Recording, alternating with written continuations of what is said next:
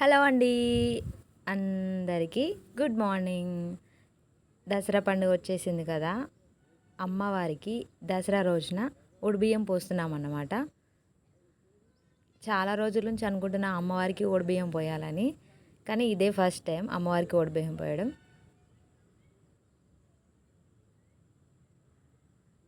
ఇదంతా మా ఇంట్లో వాళ్ళన్నమాట.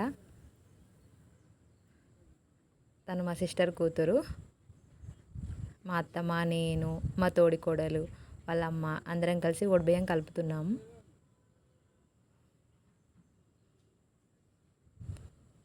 ఓడిబియ్యం అనేది తెలంగాణ సాంప్రదాయము.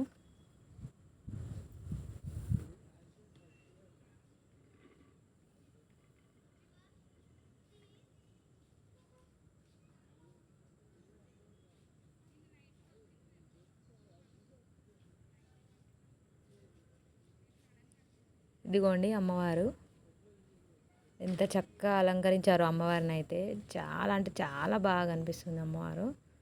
ఇదిగోండి మా కన్నా ముందే చాలామంది ఆల్రెడీ ఓడిబియ్యం పోసి వెళ్ళిపోయారనమాట. అమ్మవారు మంచి దర్శనం అయింది. అమ్మవారికి ఓడిబియ్యం పోసినాం, కొబ్బరికాయ కూడా కొడుతున్నాం, ప్రసాదం తీసుకుంటున్నాం అనమాట.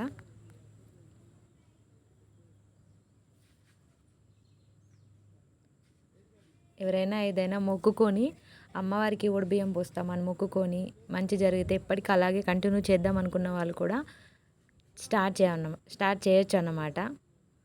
నేను ఈ ఇయర్ స్టార్ట్ చేశాను, ఎప్పటికీ ఇలాగే ఓడిబియ్యం పోస్తానని. ఆ అమ్మ దయ వల్ల అందరూ బాగుండాలని మనస్ఫూర్తిగా కోరుకుంటున్నాను.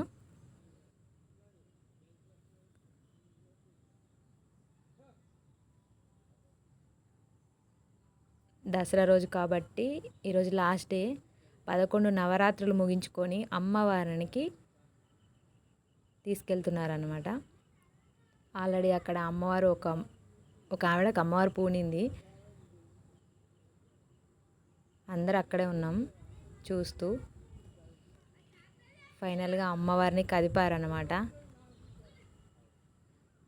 ఈ 11 రోజులు అమ్మవారి పూజలు, అలంకరణ, నైవేద్యాలు చాలా అంటే చాలా బాగా జరిగింది. మళ్ళీ 1 ఇయర్ పడుతుంది అమ్మవారిని పెట్టాలంటే. అమ్మవారిని తీసుకెళ్తున్నారు.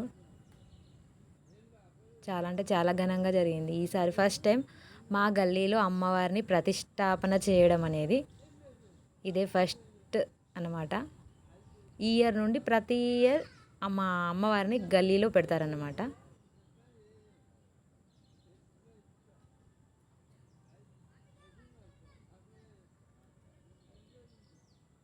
చూడండి అమ్మవారిని ఒక్కరు కాదు, ఇద్దరు కాదు, ఒక 20 మంది కలిసి అమ్మవారిని తీసుకెళ్ళడం జరుగుతుంది ట్రాక్టర్ పైకి. చాలా జాగ్రత్తగా తీసుకెళ్ళాలి కదా.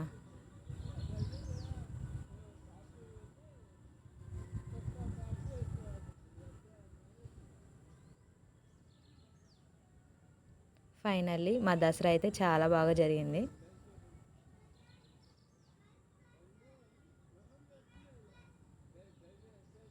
చూడండి అమ్మవారిని ఇంత జాగ్రత్తగా తీసుకెళ్తున్నారు మా వాళ్ళు.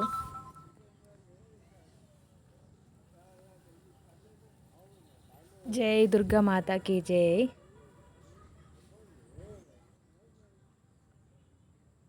మీరు కూడా ఇలాగే మీ గల్లీలో అమ్మవారిని ప్రతిష్టాపన చేసినట్లయితే మీకు జరిగిన అనుభవాల్ని కామెంట్లో తెలియజేయండి.